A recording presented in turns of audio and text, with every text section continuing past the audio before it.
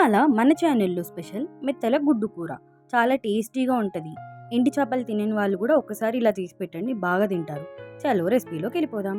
ముందుగా ఒక పాన్ పెట్టుకొని మెత్తలని బాగా రోస్ట్ చేసుకొని తీసి వేరే బౌల్లోకి ట్రాన్స్ఫర్ చేయాలి. ఇప్పుడు అదే ప్యాన్లోకి కొంచెం ఆయిల్ పోసుకొని ముందుగా బాయిల్ చేసుకున్న ఎగ్స్ని వేసుకోవాలి.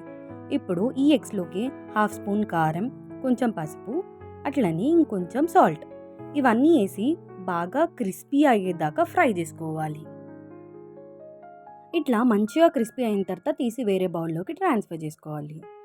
ఇప్పుడు సేమ్ అదే ప్యాన్లోకి ఇంకొక స్పూన్ ఆయిల్ పోసుకొని 5 to 6 పచ్చిమిర్చి స్లైసెస్ని, అట్లని ఒక 3 to 4 ఆనియన్ స్లైసెస్ని కూడా వేసుకొని ఫ్రై చేసుకోవాలి. అందులోకి 2 రెమ్మల కరివేపాకు కూడా వేసుకొని ఫ్రై చేసుకోవాలి. ఇప్పుడు ఇందులోకి ఒక స్పూన్ వరకు అల్లం వెల్లిపాయ పేస్ట్ వేసుకొని కలుపుకోవాలి. ఇందులోకి 1/2 స్పూన్ అంత సాల్ట్ వేసుకొని కూడా కలుపుకోవాలి. మళ్ళీ ఇప్పుడు ఇందులోకి 1/2 స్పూన్ అంత పసుపు కూడా వేసుకొని బాగా కలుపుకోవాలి. మనం ముందుగా మెత్తలని కొంచెం డ్రై రోస్ట్ చేసుకున్నాం కదా, అది ఒకసారి వాటర్లో ఇలా కడిగి ఈ ఆనియన్స్లోకి వేసుకోవాలి.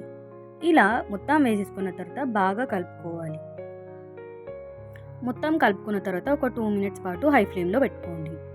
ఇలా ఆయిల్ కొంచెం పైకి తేలిన తర్వాత ఒక 2 టమాటోస్ వరకు కట్ చేసుకొని ఇందులోకి వేసుకొని ఒకసారి కలిపేసుకొని మూత పెట్టేసుకోవాలి. ఒక 5 minutes ఆగి మూత తీసి ఒకసారి బాగా కలుపుకొని ఒక స్పూన్ ఫుల్ ఆఫ్ కారం వేసుకోవాలి. కారం కొంచెం ఎక్కువ ఉంటే టేస్ట్ చాలా బాగుంటుంది.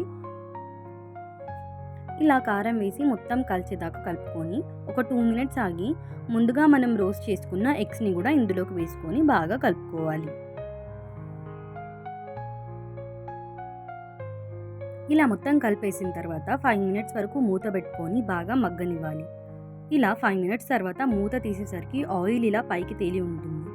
ఇప్పుడు ఒకసారి కలుపుకొని కొన్ని వాటర్ పోసుకొని హై ఫ్లేమ్లో పెట్టుకోవాలి.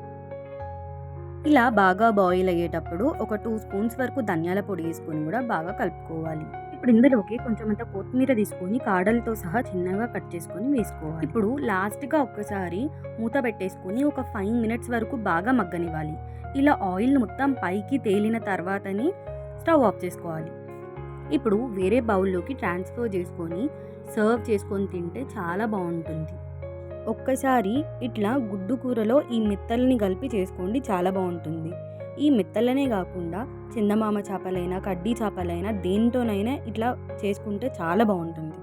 రెసిపీ నచ్చిందా? అయితే లైక్ చేసి సబ్స్క్రైబ్ చేసుకోండి.